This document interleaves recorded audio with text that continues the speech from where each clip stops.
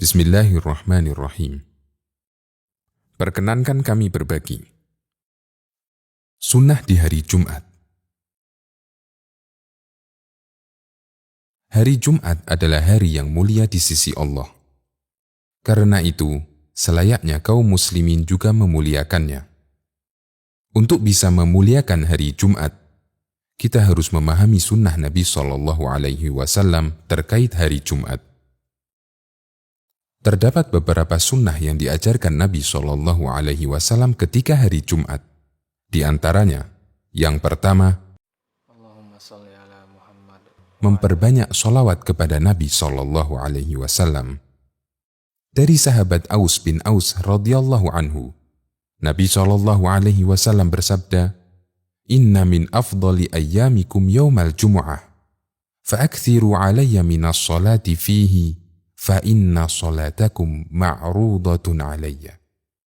Sesungguhnya hari yang paling utama adalah hari Jumat. Karena itu perbanyaklah membaca sholawat untukku. Sesungguhnya sholawat kalian ditampakkan kepadaku. Hadis riwayat Abu Dawud, Ibnu Majah, dan disahihkan oleh Al-Albani. Di antara bacaan sholawat yang diajarkan dalam Islam adalah sholawat yang disebutkan dalam hadis dari Ka'ab bin Ujrah radhiyallahu anhu, bahwa para sahabat pernah bertanya, "Wahai Rasulullah, kami telah memahami tata cara memberi salam kepada Anda. Lalu bagaimana cara memberi sholawat kepada Anda?" Nabi SAW bersabda, "Ucapkanlah, Allahumma salli ala Muhammad wa ala ali Muhammad, kama sallaita ala ali Ibrahim, innaka hamidum majid. Allahumma barik ala Muhammad wa ala ali Muhammad, kama barakta ala ali Ibrahim, innaka hamidum majid." Hadis riwayat Bukhari dan Muslim. Sholawat ini disebut dengan sholawat Ibrahimiyah. Sholawat ini merupakan sholawat terbaik karena langsung diajarkan sendiri oleh Nabi SAW kepada para sahabat. Sunnah berikutnya, membaca surat Al-Kahfi. Dari Abu Sa'id Al-Khudri, Nabi SAW bersabda, "Inna man qara'a surat Al-Kahfi yawmal jumu'ati, adha'a lahu minan nuri ma bainal jumu'atain." Barang siapa membaca surat Al-Kahfi pada hari Jumat, maka ia akan disinari oleh cahaya di antara dua Jumat. Hadis riwayat Hakim. Membaca surat Al-Kahfi bisa dilakukan di malam Jumat atau siang hari Jumat.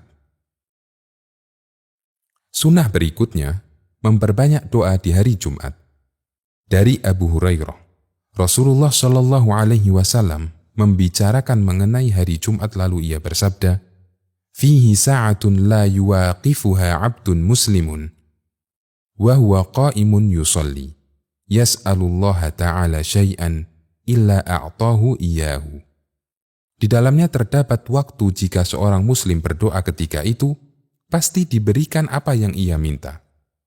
Lalu beliau mengisyaratkan dengan jarinya yang menunjukkan betapa waktu mustajab itu hanya sebentar. Hadis riwayat Bukhari dan Muslim. Dalam hadis ini, Nabi SAW menjelaskan ada satu waktu singkat yang mustajab untuk berdoa.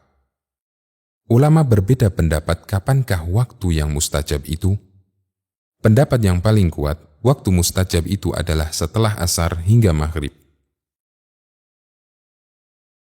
Sebagaimana yang ditunjukkan dalam hadis dari Jabir bin Abdillah radhiyallahu anhuma, bahwa Rasulullah SAW bersabda, "Yaumul jumu'ati 12 sa'ah. La yujadu muslimun yas'alullaha azza wa jalla syai'an illa atahu Allahu azza wa jalla. Faltamisuha akhira sa'atin ba'dal asri." Dalam 12 jam, hari Jumat ada satu waktu jika seorang muslim meminta sesuatu kepada Allah Azza wa Jalla pasti akan dikabulkan. Carilah waktu itu di waktu setelah asar. Hadis riwayat Abu Dawud dan disahihkan oleh Al-Albani. Di samping sunnah di atas, Rasulullah Shallallahu Alaihi Wasallam juga mengajarkan berbagai sunnah terkait sholat Jumat. Di antaranya, yang pertama, mandi di hari Jumat. Sebagian ulama berpendapat mandi Jumat bagi orang yang hendak Jumatan, hukumnya wajib. Berdasarkan sabda Nabi Shallallahu Alaihi Wasallam, "Idza jaa ahadukumul jumu'ata falyaghtasil." Apabila kalian menghadiri Jumatan, hendaknya dia mandi. Hadis riwayat Bukhari. Sunnah berikutnya, gosok gigi. Nabi Shallallahu Alaihi Wasallam sangat memperhatikan kebersihan mulut ketika beribadah. Terlebih lagi ketika Jumatan. Beliau bersabda, "Al-ghuslu yaumal jumu'ati wajibun ala kulli muhtalimin was-siwak." Mandi hari Jumat hukumnya wajib bagi orang yang sudah baligh dan bersiwak. Hadis riwayat An-Nasa'i dan disahihkan oleh Al-Albani. Sunnah berikutnya, menggunakan minyak wangi. Nabi Shallallahu Alaihi Wasallam menekankan hal ini melalui sabdanya, "Wa massa min tibin in kana indahu." Hendaknya memakai minyak wangi jika dia punya.